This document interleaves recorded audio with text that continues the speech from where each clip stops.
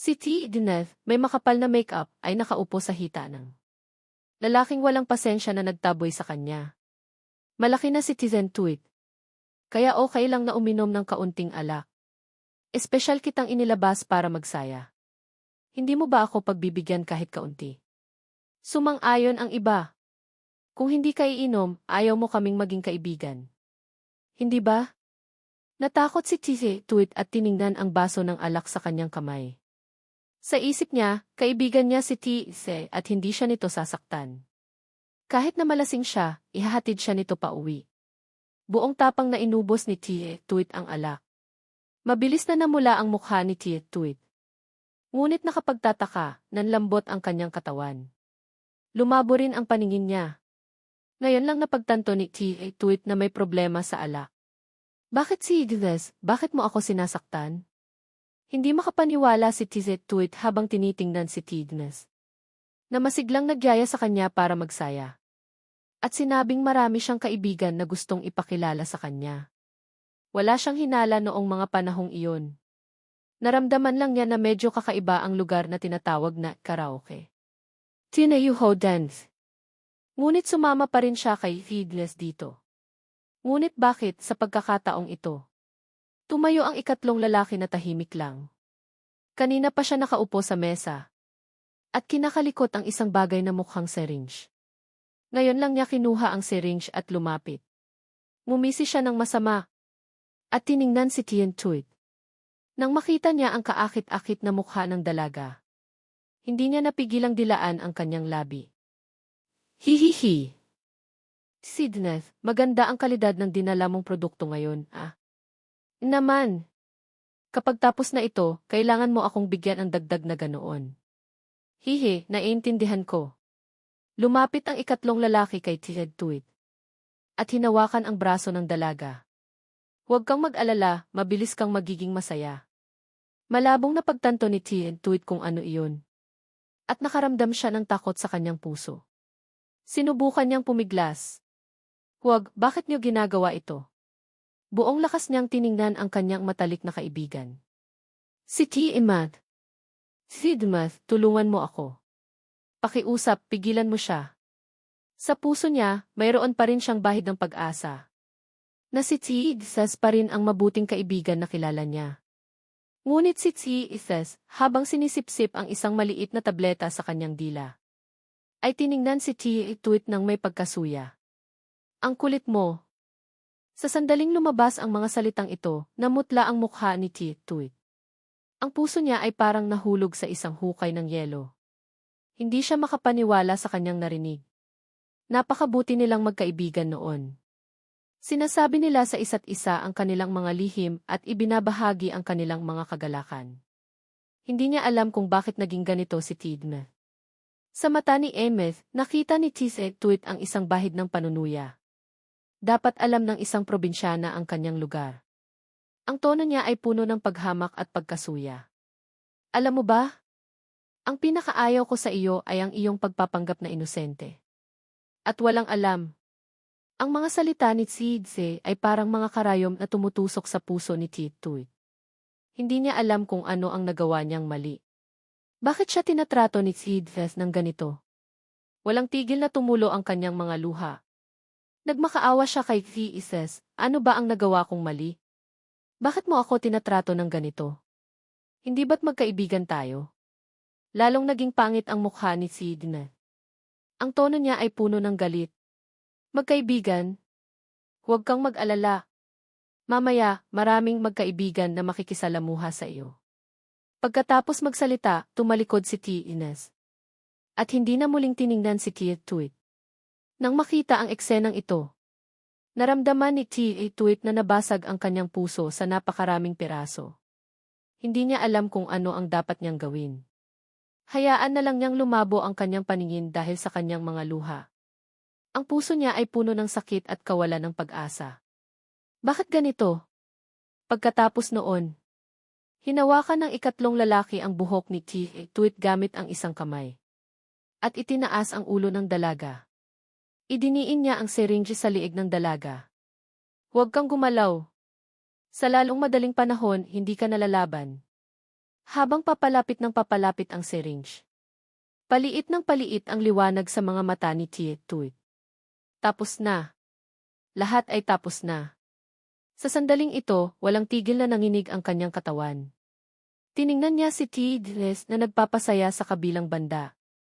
Sa kanyang isipan, naalala niya kung paano siya nilapitan ng dalaga. At sinabing gusto siyang maging kaibigan.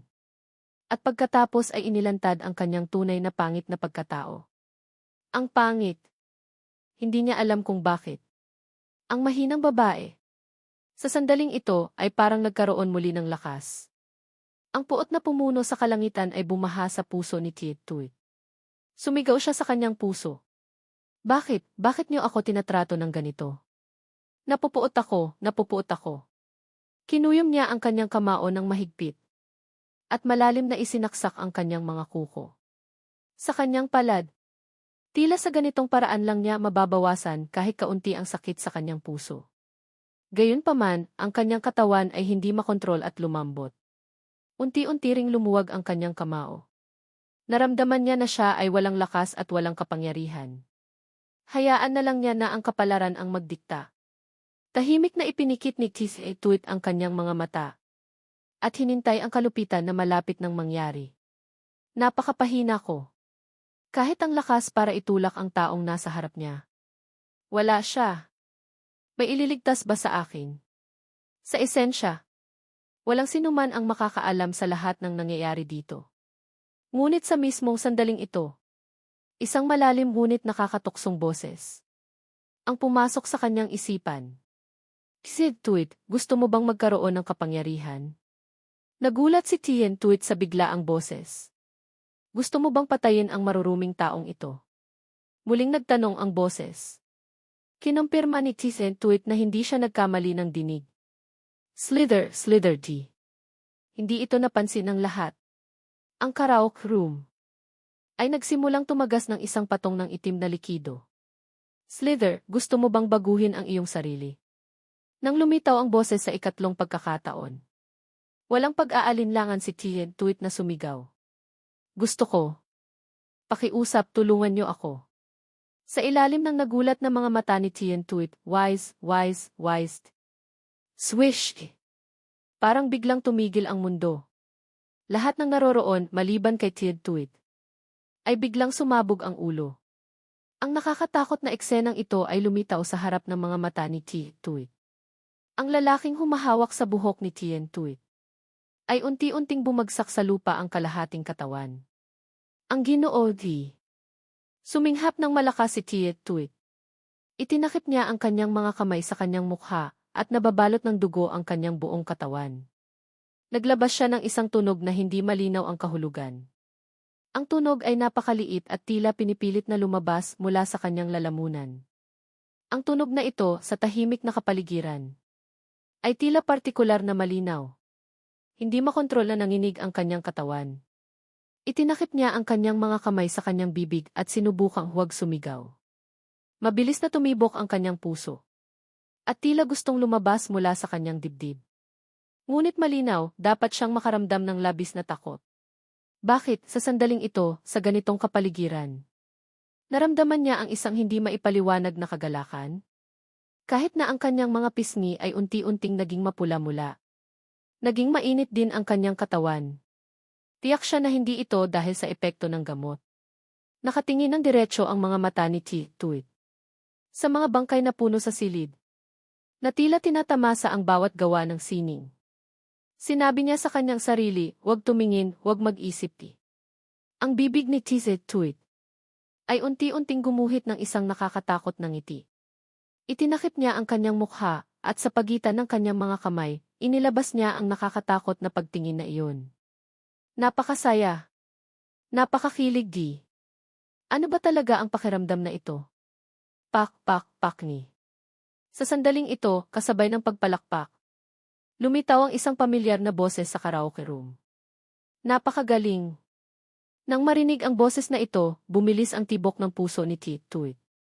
Itinaas niya ang kanyang ulo at tumingin sa pinagmula ng tunog. Hindi niya alam kung kailan. Ang isang taong nakasuot ng kasuotan na itim tulad ng gabi ay nakatayo sa isang sulok ng silid na nagpapalakpak. Ikaw ba ang boses kanina? Ikaw ba ang gumawa ng lahat ng ito? Medyo mahina ang boses ni Tuit na utal siyang nagtanong. Natuklasan niya na ang hindi pangkaraniwang pangyayari sa kanyang harapan ay tila hindi nagdulot sa kanya ng labis na pagtanggi. Ako di. Unti-unti akong lumapit kay Tuit. Palaging lumalapit hanggang sa harap niya bago huminto.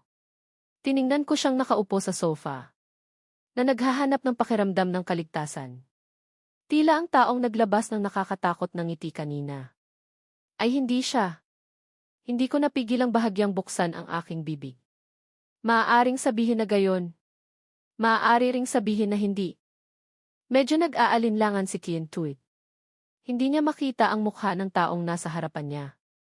Tila natatakpan ng isang mahiwagang kapangyarihan. Malinaw na alam niyang ang taong nasa harapan niya ay lubhang mapanganib. Ay isang masamang taong pumatay ng maraming tao.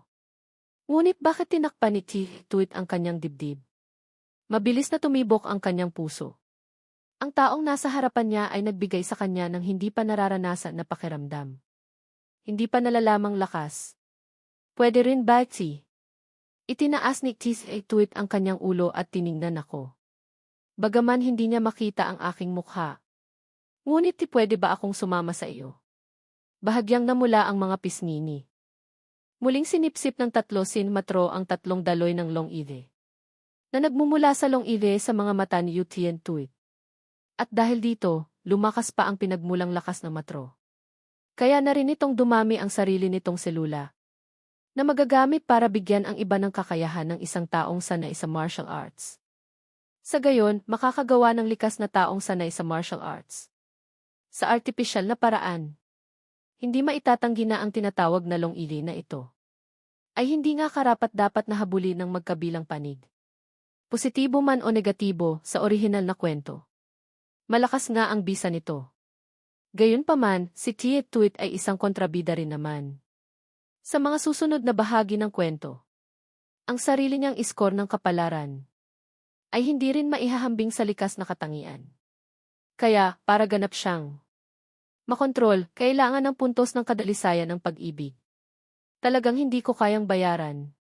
Pero hindi ako nag-aalala kung magtataksil sa akin si Tuit o hindi. Tutal, sa orihinal na kwento, lubos siyang nagpapasalamat kay Eden na tumanggap sa kanya. Siyempre, kahit na magtaksil siya, ayos lang. Naghanda na ako ng isang paraan.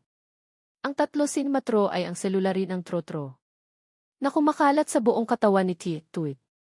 Ito ay isang sandata na may dalawang talim.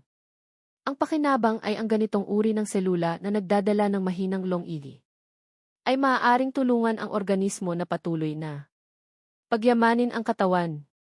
Maaari nitong gawing henyo sa pagsasanay ang isang ordinaryong tao sa isang hakbang. Kahit na masugatan ka, mabilis na tutulungan ka ng mga selula ng trotro na pagalingin ang iyong sugat. Kung nabali ang iyong braso o binti, sa paglipas ng panahon, matutulungan ka ng trotro na bumalik sa dati. Ngunit ang kasamang pinsala ay, hanggat gusto ko, maaari kong direktang kontrolin ang mga selula ng trotro para sirain ang iyong buong katawan. Ito ay itinuturing ding isang paraan para kontrolin ang mga tao. Ngunit hindi ito kasing kumpleto ng pagkontrol gamit ang mga puntos ng kadalisayan ng pag-ibig. Sa pag-iisip nito, sinulyapan ko si Tuit na tinawag at nakatayo sa isang tabi. Dahan-dahan akong nagsalita. Ang ikaapat na bagay na ipinagkatiwala ko sa iyo ay ang gabayan siyang magsanay. Kung maaari, hayaang pagmasdan niya ang pinangyarihan ng pagsasanay ninyo.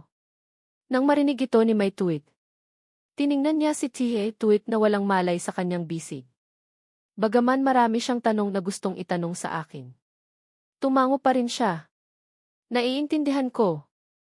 Ngunit seryoso niya akong tiningnan at sinabi, sa susunod, ang ikalimang bagay na iyon. Kapag natapos ko na, kailangan mong sabihin sa akin kung nasaan ang kapatid ko. Tumango ako. Natural lang. Palagi akong tumutupad sa aking mga salita. Kung gayon, ayos lang. Hindi na nagsalita pa si Tuit. Dinala niya si Tuit at nagtago sa dilim. tapos na ang lahat ng paghahanda. Hindi rin ako nag-aalala. Nasasabihin ng iba ang tungkol kay Tiet Tuit kay Thanthu. Dahil ito mismo ang gusto kong gawin. Bagaman malamig at walang puso si Thanthu sa orihinal na kwento. Ngunit mayroon siyang pinakamalaking pag-asa at pagpaparaya para sa isang bagay. Iyon ay ang talento. Si Tiet Tuit ay isa sa mga taong itinuturing niyang mahalaga. Ang talento na kanyang tinanggap. Sa orihinal na kwento, ang kanyang kakayahan ay labis na nakakatakot. Pagkatapos maranasan ang pagpapayaman ng 3 daloy ng Long Ili. Lalo pang magiging nakakatakot ang malaking kontrabida na si Tiet Tuit. Sa orihinal na kwento, ang layunin ko ay hayaan si Tiet Tuit na magtatag ng isang pundasyon. Sa loob ng organisasyon, ang isa pang layunin ay hayaang malaman ni Thanthu na mayroong ibang sa mundong ito. Binawi ko ang trotro. Huminga ako ng malalim. Ang lahat ay maayos. Ang susunod ay ang hintayin ang pagkabuo ng sarili kong organisasyon. Nagtanong ako dati sa tatay ko tungkol sa isang grupo ng mga martir. Isinaayos ko rin silang pumunta para magtatag ng isang organisasyon. Sa tantiya ko, malapit na rin. Sa sandaling ito, hindi napigilan ni Gen Kao na nasaksihan ang lahat sa likuran. Hindi niya napigilang magsalita, binata. Mayroon akong bagay na hindi ko alam kung dapat kong sabihin o hindi. Sabihin mo, Gen Kao. Naiintindihan ko. Maraming tanong si Gen Kao na gustong itanong sa mga din. Buong galang na lumuhod si May Tuit sa isang tuhod. At may mabigat na tinig na. Iniulat ang impormasyon. Ang balita tungkol kay U ay labis na mahalaga. Kaya mabilis itong nakarating sa mga taong may alam sa kwento. Alam din ni May Tuit ang tungkol dito sa pamamagitan ng espesyal na channel. Pagkatapos ayusin ng maayos, si Tiet Tuit, ipinagkatiwala ko. Agad siyang pumunta sa kanyang Panginoon. Ano? Sabi mo lumitaw na naman si Bukod pa roon, pumatay siya ng 5 tao at iniwan ang mga salitang iyon. Lilinising sa huli ni ang lahat ng kasamaan. Nang marinig ni Thanthu ang balitang ito, puno ng pagkabigla ang kanyang mukha. Hindi niya talaga inutusan ang kanyang mga tauhan na gawin ang ibang bagay. Nasa tabi niya si Jangi, paano magkakaroon ng pangalawang Si iba ang gumawa nito. Hindi ba niya alam na Jangi siya? Kaya, tiyak na hindi iyon si Ngumisi si Thanthu. Yes mga mumunting isda lang na nangahas magpanggap na Kung gusto nilang maging hayaan silang maging Ipinalagay ni Thanthu na sila ay isang grupo lamang ng mga walang pangalan na maliliit na tao. Na gustong humiram sa pangalan ni para gumawa ng problema sa 4 na sulok. Hindi sila karapat-dapat na isipin niya ng labis. Bukod pa roon, sa ganitong paraan, mas magiging mabuti para sa kanila na tumayo sa harapan ni At ang kanilang tunay na na ito ay nasa likuran. Sa hinaharap, anuman ang gawin ng kanilang tunay na ipapataw ang lahat kay Maaaring tulungan siya ni na harangan ang firepower. Bagaman hindi niya alam kung ano ang iniisip ng mga nagpapanggap na iyon. Ginagaya nila si Ngunit tama ito sa kanya. Ang Giang Hai ay binaha ng malaking bilang ng mga taong sanay sa martial arts. Sa sandaling mangyari ito, maaari siyang magtago sa likod ng mga eksena. Walang sinuman ang makakakita sa totoong pagkatao niya. Napaka-perpekto. Tahimik na sinabi ni Thanthu, umalis ka na. Ako mismo ang magpapasya sa bagay na ito. Nang marinig ito ni May Tuit, sa kanyang puso, lalo pa siyang humanga sa talino ng kanyang Panginoon. Sa loob lamang ng ilang minuto, naisip na niya ang paraan para harapin ang nagpapanggap na organisasyon na Talagang parang isang Diyos na naroroon. Ang Panginoon ang Diyos. Balak na umalis ni May Tuit. Nang tila may naalala si Thanthu. Kaya bigla siyang nagsalita. Kamakailan, nasa panganib ba si Hotide? Hindi ko siya pinagmamalasakit. Ang mahalaga lang ay kailangan siya sa plano. Kaya hindi siya maaaring mapinsala. Nang magsalita si Thanthu, nakaramdam na siya ng panghihinayang. Dahil natuklasan niya na ang kanyang tono ay nagsisimula na namang hindi maging tama. Malapit na niyang sirain ang kanyang imahe sa harap ng kanyang tauhan. Lalong nagiging mali kapag nagpapaliwanag siya. Mas mabuting manahimik na lang. Huminto sa paglalakad si Maituit. Nanginginig ang buong katawan niya sa pawis. Natakot ang kanyang mukha. Walang tigil na kumikirot at tumitibok ng malakas ang puso niya. Panginoon, bakit mo itinanong iyon? Hindi kaya alam na ng Panginoon ang hindi niya pagprotekta sa tabi ko? Ang kanyang transaksyon sa akin ay natuklasan din. Sinusubukan kaya siya ng Panginoon ngayon? Sinusubukan ang kanyang katapatan o ano pa? Sa sandaling ito, labis na naging mabigat ang kalooban ni Maituit. Natatakot siya na alam na ng Panginoon ang tungkol dito. Sa pagtatanong niya ngayon, sinusubukan niyang suriin ang kanyang katapatan. Dapat niyang sabihin ang katotohanan ngayon. Hindi niya masasabi na may bahid pa rin ang pag-asang mabuhay. Ngunit hindi niya malalaman ang kinalalagyan ng kanyang kapatid. Ano nga ba ang dapat niyang gawin? Sa panig ni Fanfu, medyo nag-aalala rin siya. Ano? Maituit, bakit hindi ka pa rin nagsasalita? Hindi kaya may nangyaring mapanganib kamakailan sa tabi ko? Sa huli, naghanda si Maituit na sumugal. Yumuko siya na may bakas ng pag-aalala sa kanyang mukha. Nanginginig ang kanyang boses nang sumagot siya, Panginoon, Hoti Defi. Ang pinakapanganib na pagkakataon kamakailan ay noong nasa ospital siya, kasama ang batang Panginoon ng si Venhin. Si Chiulin. Sa pagsasalita nito, agad na itinaas ni Maituit ang kanyang ulo at sinubukang ngumiti. Ngunit huwag kang mag-alala, Panginoon. Mayroong eksperto sa Grandmaster na nagbabantay sa tabi niya at dagdag pa. Ako na palihim na humaharang kay Chiulin. Kaya hindi siya napinsala. Sa totoo lang, wala siyang natamong kahit katiting na pinsala. Nang marinig ito ni Fanfu, nakahinga siya ng maluwag. Oh, hey! Si Chiulin si. Pagkatapos ng araw na iyon, kinausap ko siya. Buti na lang at nasa tabi ng kalaban si Maituit at ang Grandmaster. Kung hindi ko talaga alam kung ano ang dapat gawin. Ngunit hindi naman talaga ako nag-aalala sa akin. Ito ay dahil lamang sa siya ay itinuturing na asawa sa pangalan ng isa pa. Narito na ang ating pagawaan. Ang pagawaan ko. Binigyang diin ni Fanfu sa kanyang puso.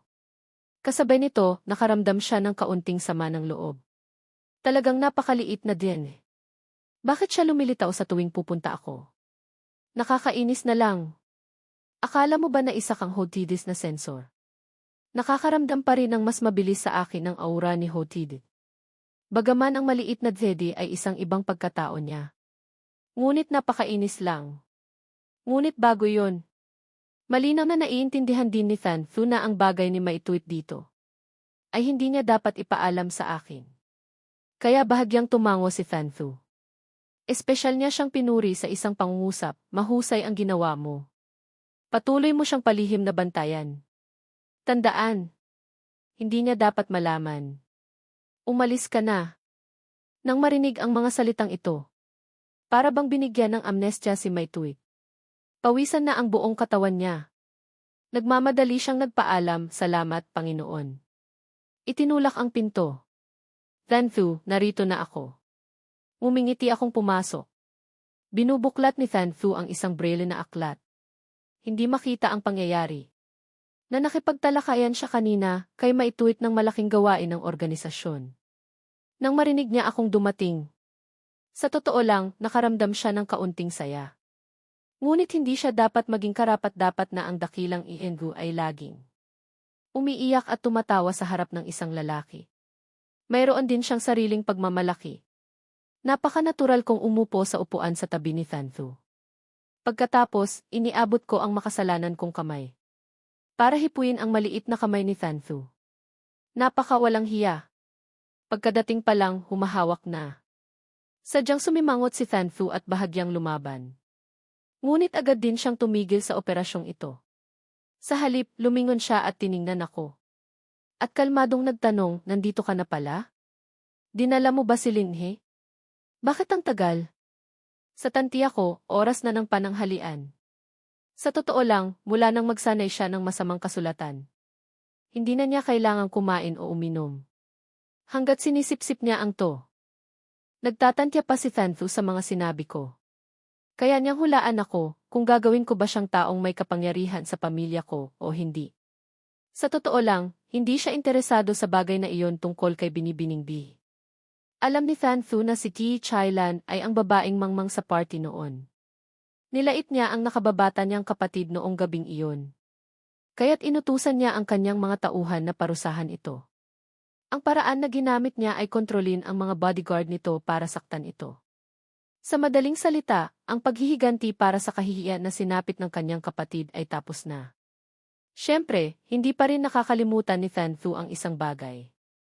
Iyon ay ang nakababatang kapatid ni Chiugi, eldest daughter young mistress, ng pamilya Gide Wenhai, si Kide Thin. Ang mangmang na si Kide Thin na iyon ay nanakit sa kapatid niya sa teknisyan noon. Talagang kinagalit niya iyon. Gusto niyang balatan ng buhay si Kide Thin. Kumunot ang noo ni Thanfu. Pakiramdam niya na may mainit na hanging lumalabas sa kanyang lalamunan. Thanfu ko, ang bango mo. Mahal na mahal kita. Nagbalik malay si Thanfu at agad na nagalit at nahihiyang itinulak ako. Bastos! Huwag kang magpakabaliw dito. Nakakainis. Nag-iisip ako ng maayos dito, tapos ikaw naman, puro ganyan ang nasa isip. Nang itulak niya ako, nagpanggap akong nagtatampo. Pinunasan ko ang gilid ng aking bibig at nagmukhang inosente. Sabi ko kay Thanfu, ngayon, tayong dalawa lang ang nandito sa bahay. Buti na lang wala si Linhai. Hindi ba't dapat tayong mag-sweet moments?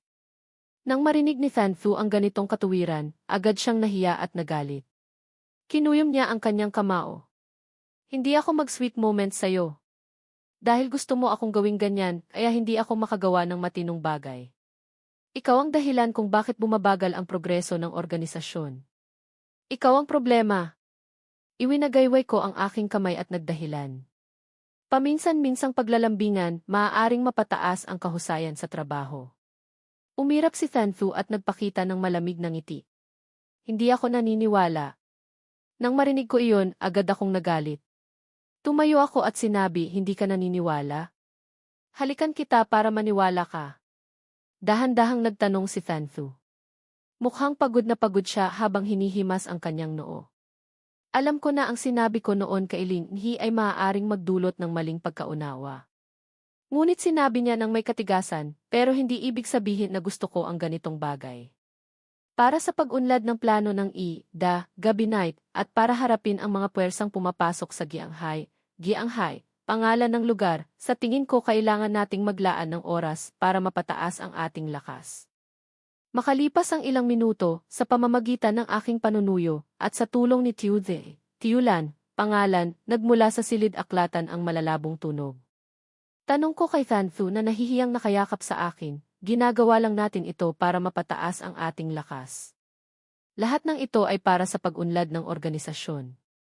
Tutal, siya ang Davuong, Night King Queen, at kapag tumaas ang kanyang sariling lakas, madadala niya ang kanyang mga tauhan. Tama, ginagawa niya iyon para sa isi. Nag-isip si Thanfu at naguguluhan na naman siya. Nakakainis. Kasalanan ko itong ako'y isang kaldero lang naman, pero kung ano-ano pang gusto. Palaging nagbibigay ng mga kahilingang mas abnormal pa sa abnormal. Pagkatapos ng lahat, umupo ako sa gilid at ginunita ang sarap ng paghalik sa aking asawa. Bigla akong nanginig. Pakiramdam ko na may nagpapalabas ng masamang balak sa akin. Lumingon ako kay Thanfu, ngunit seryoso siyang nagbabasa. Guni-guni ko lang pala. Umiling ako. Bagamat gustong-gusto kong i-unlock ang iba't ibang sistema, kasama ang aking asawa, nakakalungkot, dahil nang sabihin ko iyon, agad akong naputol ni Thanfu na galit na galit. Tanungin nga natin, masyado bang abnormal ang mga kahilingan ko? Halimbawa, isa sa mga kahilingan, dahil abala ako sa trabaho kamakailan na nakakapagod, nakakaubos ng oras, at nakakaubos ng utak, ang pressure ay lumalaki, kaya gusto ko lang ng ilang damit na sinuot na ni Thanfu. Sa tuwing pagod ako, kukunin ko iyon at titingnan o aamuyin, at agad akong magiging masigla buong araw. Isang normal na kahilingan lang naman, bakit ako sinabihan ni Thanfu na bastos, nakakadiri? Hindi ko maintindihan. Pakiramdam ko nagtatampo ako. Tumikhim ako. Thanfu, hindi ka ba nagsasawang magbasa? Sa tuwing tinatanong ko ang ganitong tanong, ibig sabihin ay gusto na naman niyang gumawa ng ilang bagay na hahadlang sa plano ng organisasyon. Kinutya iyon ni Thanfu. Hindi ako nagsasawa. Hindi ba't sinabi mo na ang paglalambingan ay maaaring mapataas ang kahusayan? Tama ka, nararamdaman ko na mas mabilis na akong magbasa kaysa noon. Kaya't manahimik ka na lang dyan at huwag mo akong istorbohin, okay? Matapos maghalikan, naging matigas ang kanyang paninindigan. Ang pakiramdam ng kasiyahan at paglakas ay nagdulot sa kanya ng kapayapaan ng isip. Sao! Biglang sumingit si Tuden. Kumirot ang gilid ng mata ni Thanfu. Agad siyang nakaramdam ng kahihiyan at galit. Tiuzade, ano ang ibig mong sabihin? Bakit ka palaging sumisingit? Alam mo ba na ako ang may kontrol sa katawan na ito? Nahihiyang sinabi ni Thanfu sa kanyang sarili, naguguluhan na. Isa lang akong secondary personality, pero gusto kong agawin ang kapangyarihan. Nagsasabi lang ako ng totoo. At saka, hindi mo ba napapansin? Ang pagtaas ng iyong lakas ay mas bumagal kaysa noon. Kailangan mo ng bagong paraan para mapataas ang kahusayan, sabi ni Tude. Hinamak iyon ni Thanfu. Alam ko ang ginagawa ko. Manahimik ka na lang dyan. Mag-iisang ako at magsisisi ka, Tude. Matapos sermonan si Tude, gumaan ang pakiramdam ni Thanfu. Hindi ko alam na may ganitong mga aktibidad sa isipan ni Thanfu. Naramdaman ko lang na bigla akong nakaramdam ng kahihiyan, galit, kagalakan at ginhawa. Kaya't muli akong lumapit kay Thanfu. Thanfu ko, natatandaan mo pa ba? Noong lumabas kami ni Linhi para mamili, bumili kami ng maraming gamit, kasama na ang maraming damit mo. Kaya ang gusto kong sabihin, maaari mo bang subukang isuot iyon para sa akin? Nang marinig iyon ni Thanfu, medyo nagulat siya. Naalala niya na bumili nga ako ng maraming gamit noon, kasama na ang maraming damit. Lahat ng iyon ay nasa dressing room. Ngunit bakit kailangan niyang isuot ang mga damit para sa akin? Pakiramdam niya hindi maganda ang motibo ko. Umiling si Thanfu para tumanggi. Nang makita ko iyon, agad akong nabahala. Hinawakan ko ang kanyang kamay at hinimok siya. Thanfu, maniwala ka sa akin, ilang normal na damit lang iyon. Kasama ko pa si Linghi noong pinili namin iyon. Subukan mo lang, isa lang naman. Pagkatapos ay hindi na kita gagambalain. Mahal ko, isipin mo na lang, kapag hindi ka nagpalit, hindi ako mapapanatag. Kapag hindi ako mapanatag, gagambalain kita dito, at hindi ka makakapag-aral ng maayos. Kapag hindi ka makapag-aral ng maayos, pakiramdam ni Thanfu na sasabog na ang kanyang ulo. Kaya't nagmamadali siyang sumingit. Tama na. May kawalan ng pag-asa sa kanyang mukha nang tumingala siya sa akin. Sigurado ka bang isa lang? Pagkatapos kong magpalit, tatahimik ka na at hindi mo na ako gagambalain. Nang makita kong may pag-asa, sunod-sunod akong tumango. Sigurado. Promise. Nang marinig iyon ni Thanfu, naramdaman niya na isang damit lang naman ang isuot para sa akin. Wala namang masama. Matapos niyang magpalit, tatahimik na ako. Mukhang wala naman siyang talo. Kaya't bahagya siyang bumuntong hininga at sinabi, sige na nga. Isa lang naman. Kabilang banda sa bahay ng mga gise. Matapos kumain ng pananghalian, nagsimula ang pangalawang round ni Linhi at Kunhlan. Kinuha ni Linhi ang isang video game at ninisyan si Kunhlan. Kunhlan, tignan mo, ito ang pinakabagong magigilulu. Mayroon pang combo at pwede pang manghuli ng alagang hayop at magtayo ng bahay. Laruin natin. Nang makita iyon ni Kunhlan, dahan-dahan siyang nagtanong. Tinitigan niya ang pabalat ng video game at ang controller sa kanyang kamay. Tahimik siyang nagsalita. Hindi ito yung game na iniisip mo. Fig at story game ang alam ko. Kung lalaruin namin ito, hanggang kailan kami makakagawa ng ganong bagay kasama si Ate Linhi? Hindi pwede. Si Linhi, dahil ang nasa isip lang niya ay ang video game at merienda, ay nakalimutan niya ang pangunahing layunin kung bakit siya pumunta sa bahay ng mga bifig ngayon. Nang makita niya na tahimik si Kunhlan, akala niya na hindi nagustuhan ng kanyang kaibigan ang video game. Kaya't nag-aalangan siyang nagtanong, hindi mo ba gusto ang video game na ito? Palitan na lang natin. Hindi, dapat hindi ito ganito. Kumuyom ang maliit na kamay ni Kunhlan. Kung palalampasin niya ang araw na ito, hindi niya alam kung kailan siya magkakaroon ng pagkakataong mapag-isa kasama si Ate Linhe. May kalahati akong jade pendant, ibig sabihin ay dapat akong maging kabiyak ng taong nagngangalang Tiulin. Ayokong mangyari iyon. Si Kunlan, hindi na nakatiis, biglang tumingala kay Linhe at sumigaw, Ate Linhe. Saglit na natigilan si Linhe. Pagkatapos, kinagat ni Kunlan ang kanyang labi at sumugod kay Linhe. Bugsh! Nahulog silang dalawa sa kama. Nagtataka si Linhe nang madaganan siya ni Kunlan. Naguguluhan ang kanyang maliit na isipan. Teka, anong nangyayari? Tak-tak, tak-tak.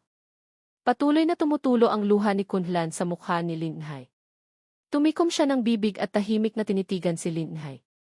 Kunlan, anong nangyayari sa'yo? Medyo naguguluhan si Linhe. Hindi pa niya nakikita si Kunlan na ganito. Gusto nang sabihin ni Kunlan na si Ate Linhe ang matagal na niyang gusto, pero ano kaya ang iisipin ni Ate Linhe? Kung sabihin ko na gusto ko ang babae, mamaliitin kaya niya ako. Sa huli, baka hindi na kami maging magkaibigan. Sa isang iglap, nawala na naman ang lakas ng loob ni Kunlan. Pumikit siya at umiling. Sa garalgal niyang boses sinabi, patawad, Ate Linhe. Iniisip ko ang tungkol sa kasunduan ko. Kailangan kong magpakasal sa isang lalaki na hindi ko gusto. Nang marinig iyon ni Linhe, naalala niya ang taong nagngangalang Tiulin noong party ng kumpanya ng Sinabi ng kapatid ni Kunlan na may kasunduan si Tiulin at Kunlan. Sa isang iglap, umupo siya at niyakap si Kunlan. Sumigaw siya, Kunlan, kung ayaw mo, tutulungan kita. Anong klaseng panahon na ito at mayroon pang kasunduan? Babalik ako at sasabihin sa aking bayaw. Sasabihan ko siyang turuan ang Tiulin na iyon. Ipakita sa kanya kung ano ang ibig sabihin ng palakang hindi makukuha ang ibon. Kunlan, huwag kang malungkot. Kunlan, walang tigil ang pagpatak ng mga luha. Marahan niyang niyakap si Linhe. At Linhe. Ang totoo, hindi ito ang gusto kong sabihin. Pero natatakot akong iwan mo ako kapag nasabi ko na. Pero ayos na rin ito. Kahit ganito kalapit kay Ate Linhe, kontento na ako. Pagkatapos ng ilang sandaling pag-alo, kumalma na rin si Kunlan. Pinahid niya ang kanyang mga luha, kinuha ang game controller at sinabi kay Linhe. Ate Linhe, ayos na ako. Maglaro na tayo ulit. Ngunit sa paulit-ulit na pag-uusap, napansin ni Kunlan ang mga mata ni Linhe, na laging nakatuon sa kanyang leg. At Linhe? Medyo nagtataka si Kunlan. Sinundan niya ang tingin ni Linhe. Nakita niya ang kanyang agnos. Hindi niya alam kung kailan nahulog mula sa kanyang leg. Nakita niyang nakatitig si Linhe doon. Kaya hinawakan niya ito sa kanyang kamay. Ang kanyang mga mata ay naging malungkot. Napansin mo pala ito. Dati na niya sigurong nasabi kay Ate Linhe. Ngunit bago pa man niya matapos ang kanyang pangungusap, biglang sumigaw si Linhe. Ah! Naalala ko na. Sabi ko na nga ba nakita ko na iyang agnos na yan eh. Bigla siyang naging excited. Hinawakan ang agnos ni Kunlan. Nagniningning ang kanyang mga mata habang tinitignan si Kunlan. Lan, bayaw. Meron din akong agnos na ganito ang materyales. Ang sa kanya ay agnos na ulo ng dragon.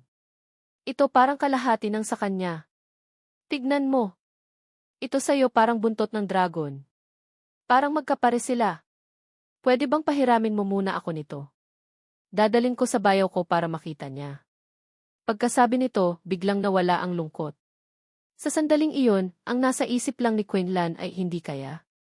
Paano nangyari ito? Ang kalahati ay nasa bayaw niya. Nang marinig niya na ang bayaw ni Ate Linhe ay mayroon ding agnos na katulad ng sa kanya. Nainis si Kunlan. Bakit ang kalahati ay nasa bayaw ni Ate Linhe? Hindi ba dapat kay Xiaoling ito? Ang dahilan kung bakit nairita si Kunlan ay dahil sa namayapang ina niya. Kung sino ang nagmamay-ari ng kalahating agnos, sila ang kanyang itinakdang mapangasawa. Siguradong magiging magkasintahan sila. Ngunit biglang sinabi ng kanyang ama na mayroon pala siyang kasunduang kasal. Ang taong nasa kasunduan ay si Xiaoling. At sa kamay ng kabilang partido ay ang kalahating agnos. Noong isang araw sa party, kinumpirma pa ito ng kanyang kapatid. Kinumpirma na siya at si Xiaoling ay may kasunduang kasal. Kaya natural na ipinapalagay ni Quinlan na ang Agnos ay sigurado na kay Xiaoling. Kahit hindi niya nakita noon. Matagal na rin naman at sa paglipas ng panahon. Natuklasan niya na ayaw naman talaga niyang maging kapareha ng kung sino. Dahil lang sa kakaibang Agnos na ito. Ngunit anong nangyayari ngayon? Ang may kasunduan ay si Xiaoling. Ngunit ang may Agnos ay si Hao Chen. Nalilito na si Quinlan. Teka, ayusin ko lang. Siya ang bayaw ni Ate Linhai, na asawa ng legendaryong si Leng Qingqiu. At nasa kanya ang Agnos. Ayon sa bilin ng kanyang ina, na nagsabing ang may Agnos ay ang itinakdang mapangasawa niya, na sa hinaharap ay magiging magkasintahan. Ibig sabihin, magiging asawa siya nito. Kung ganun, ang relasyon nila ay magiging asawa siya ng bayaw ni Linhi. Ibig sabihin, magiging hipag siya ni Ate Linhi. Pero paano na si Qingqiu? At kaibigan pa ng kanyang kapatid si Hao Chen. Napahawak si Quinlan sa kanyang ulo, feeling niya magulo na ang kanyang isip. Ayoko nito. Nakakatakot ito. Tinitignan ni Linhai si Quinlan, na parang nasa gitna ng matinding pag-iisip. Medyo nag-aalala ang kanyang mukha. Quinlan, okay ka lang ba? Kung ayaw mo, hindi ko na kailangan. Sabi niya at ibinalik ang Agnos kay Quinlan. Teka. Agad na pinigilan ni Quinlan si Linhai. Pinigilan niya ang kamay ni Linhai.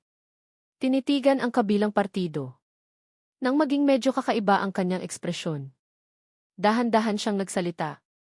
At Linhai, hindi ko na kailangan itong Agnos na ito. Sa'yo na lang. Pagkasabi nito, bahagyang natigilan si Linhai. Sa akin na lang. Hindi kaya. Bigla naman yata. Hindi naman yata maganda na kunin ko ang gamit ng ibang tao. Tutal, narinig niyang sinabi ni Hao Chen na sigurado na napakamahal ng Agnos na ito. Akala niya ay nakita ni Quinlan ang kanilang pagkakaibigan. Kaya pinili niyang ibigay sa kanya. Talaga? Salamat Ate Linhai. Umiling si Quinlan. Pagkatapos ay hinawakan ang maliit na kamay ni Linhai. Hinawakan ng mahigpit ang Agnos na iyon. Kasunod ay nagpakita ng ngiti. Na parang naisip na ang lahat. Ate Linhai, pakinggan mo ako. Pagka-uwi mo, ibigay mo itong Agnos na ito sa bayaw mo. Sabihin mo na noong nakaraang beses na pumunta ang bayaw mo. Tinulungan ako ng teknisyan. Salamat. At saka, posible na itong Agnos na ito ay ang piraso na babagay sa Agnos ng bayaw mo. Kung sakaling ayaw ipaayos ng bayaw mo, edi pwede mo ring ipag-giveaway sa iyo ng bayaw mo. Kayong magkapatid, tig-isa kayo. Hindi ba napaka-meaningful? Narinig ito ni Linhai, pwede pala yun? Pero pag-iisipang mabuti. Parang magandang ideya nga.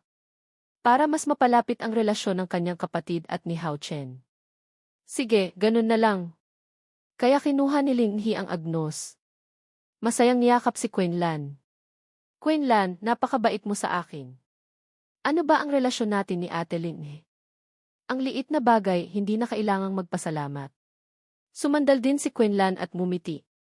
Pinuri rin niya ang kanyang katalinuhan. Ang galing ko talaga. Silid bihisa ng pamilya Leng. Medyo namumula si Qingqiu. Gusot ang kanyang mga damit. Hinawakan niya ang kanyang labi. Tama na. Kung ipagpapatuloy pa natin ito, hindi na ito magiging magalang. At saka, pupuntahan pa ni Linhi para sunduin siya. Pagkatapos akong sipsipin ng husto. Sa wakas ay nakahinga na rin ng maluwag si Qingqiu. Sigurado na sa araw na ito, kahit ilang araw pa, hindi na siya magkakaroon ng anumang pagnanasa. Sa akin, maging ang tsihiin sa kanyang isip, ay humihingi na ng tulong. Sobrang busog na ako. Para matunaw ang enerhiyang ito, kailangan ng malaking oras at lakas. Pagkatapos sipsipin ang enerhiya ni Qingqiu, ako rin ay gumanda ang kutis at masayang-masaya sa loob. Sigurado na sa araw na ito, hindi na ako magkakaroon ng pagnanasa kay Qingqiu. Ang bukas, hindi ko masabi. Pero ang tungkol sa bukas na natin pag-usapan. Tumango ako. Dahan-dahang hinawakan ang maliit na kamay ni King Kyu. Sige. Susundin ko ang King Kyu ko. Kung sinusunod mo ako, hindi mo sana biglang ginawa ang bagay na yan. Huminga si King Kyu. Pagkatapos ay nagbabala. Sinasabi ko sa'yo. Sa mga susunod na araw, kailangan ko nang mag-aral ng mabuti. Sa susunod, huwag kang pupunta sa pamilya Leng. Para lang gawin ang bagay na iyan. Sobrang dami ang nasipsip ko. Kailangan ko pang tunawin ng mabuti. Patuloy akong nagsasabi na hindi na mauulit. Hindi ba dahil sobrang kaakit-akit ka, King Kyu? Pero magtiwala ka. Ako rin ay may kailangan ding asikasuhin. Kaya siguro sa mga susunod na araw, hindi ko rin magagawang istorbohin si King Kyu. Ako. Nang marinig ito ni King Kyu, sa loob niya ay may hindi magandang pakiramdam. Sinasabi ko lang sa'yo, na huwag kang pupunta sa pamilya Leng para lang gawin ang bagay na yan ulit. Hindi ko sinasabing huwag kang pumunta, ha? Tinabig niya ang kamay ko at malamig na huminga. Dapat ka nang umalis para sunduin si Linhai. Pagkasabi nito, umalis si King Kyu sa silid bihisan. Iniwanan akong nairita. Teka, bakit? Bigla na lang nagalit. Ginugulo ko ang asawa ko, kaya galit siya. Hindi ko na siya ginugulo. Galit pa rin siya. Huminga ako ng malalim. Pero dapat sabihin na ganito si King Kyu. Talagang sobrang cute. Gusto ko talaga ang ganitong klaseng babae. Agad akong sumigaw sa likod ni King Kyu. King Kyu, mahal na mahal kita. Pagkatapos kong maging abala, babalik agad ako. Hindi pa nakakalayo si King Kyu. Nang marinig niya iyon, huminto siya sandali. Bahagyang nanginig ang kanyang pilikmata. Marahan niyang sinabi, baliw. Pagkatapos ay nagpakita ng masayang ngiti at pumunta sa silid aklatan. Para makaganti at para makayanan ang sitwasyon sa hinaharap. Kailangan kong magmadaling pataasin ang aking lakas. Ngayon na nasa akin na ang kalahating Long Wang Yu. Lumipas ang oras hanggang hapon. Napakabihira na hindi ko nakalimutang sunduin ang aking hipag. Dahil inaayos pa ni Lin He ang kanyang game console. Kaya hindi pa siya nakakalabas. Ngunit si Baijun ay nakatayo na sa malaking gate. Parang hinihintay niya talaga ako. Pagkababa ko ng kotse, binati ko si Kuya Bai. Sobrang formal naman yata. Kusa ka pang sumundo sa akin. Nang marinig ito ni Baijun, itinulak niya ang kanyang salamin. Tumingin siya kay Tio Kao sa likod ko at tumango. Pwede ring sabihin iyon. Dahil may bagay akong nararamdaman kong dapat mong malaman. Ano kayang bagay na sobrang seryoso? Sa loob ko, nahulaan ko na kung ano ito. Sa sandaling ito, nagpanggap rin akong interesado. Pagkatapos kong mag-isip ng ilang sandali, nagpa siya pa rin si Baijun na paalalahanan ako. Ang sitwasyon sa Gianghai ay nagbago kamakailan. Hindi lang dahil itinuring niya akong isang kaibigan. Ang mas importante ay, sa hinaharap, ang ilan sa mga taong nagsasanay ng martial arts ay pupunta sa pamilya Leng para mag-imbestiga. Para hindi ako magkaroon ng masamang pakiramdam. Kaya pinili niyang sabihin sa akin ang ilang bagay. Dahil ang bagay na ito ay talagang napakalihim. Kaya ibinabari ni Baijun ang kanyang boses. Kung ikaw at ako ay parehong nagsasanay ng martial arts. Lalo na ikaw ay si Kushao. Kung ganun, ang ilang bagay na hindi ipinapakita sa publiko. Siguradong alam mo. Ang bagay na gusto kong sabihin. Ang tungkol talaga sa kasintahan mo. Si Leng King Kyu. Ang nangyayari sa pamilya Leng. Nang marinig ko iyon, hindi nagbago ang aking ekspresyon. Tinanong ko lang, bumalik na naman sila? Pagkasabi nito, nagpakita ng mapait na ngiti si Baijun. Tumango ako, sana all, alam mo na. Noong 71, ang pagpatay at pagpuksa ay hindi talaga ang pamilya Leng, kundi ang isang bagay na nagngangalang dugo. Noong gabing iyon, pinakilos ang pinakamalaking army mula pa noon. Kahit ang mga puwersa din, o ang mga puwersa ng gobyerno o ang mga puwersang sibilyan. Lahat ay kumilos.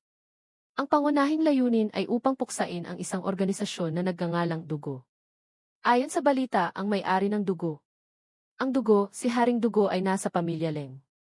Ang dahilan kung bakit kailangan pang hulihin ang pinuno, alam na ng lahat.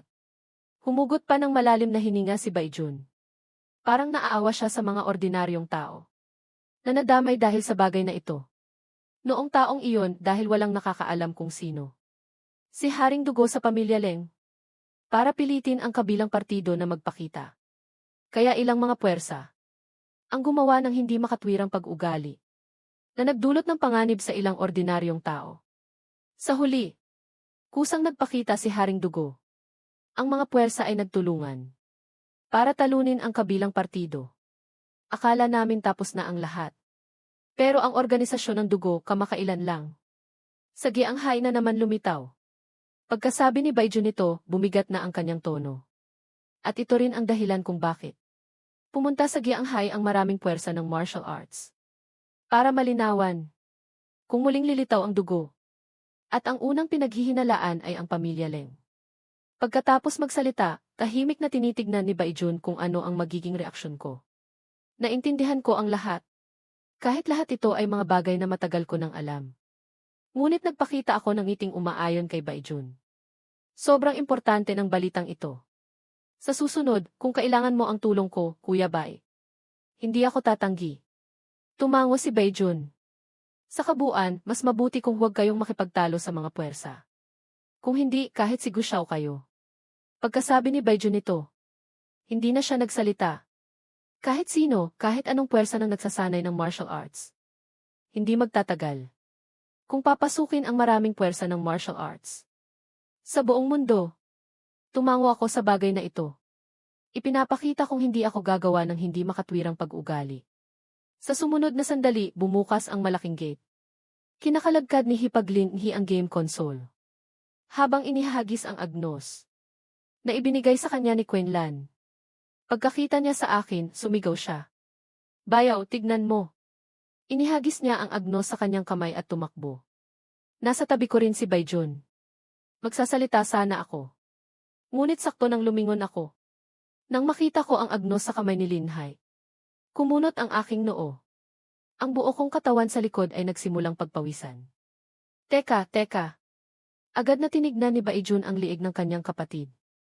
Sa huli, wala na roon. Tumingin kay Quinlan, ang kabilang partido ay nabigla at tumalikod. Linhai, anong ginagawa mo? Baijun. Sa wakas ay nagsabi ng masama sa kanyang kapatid.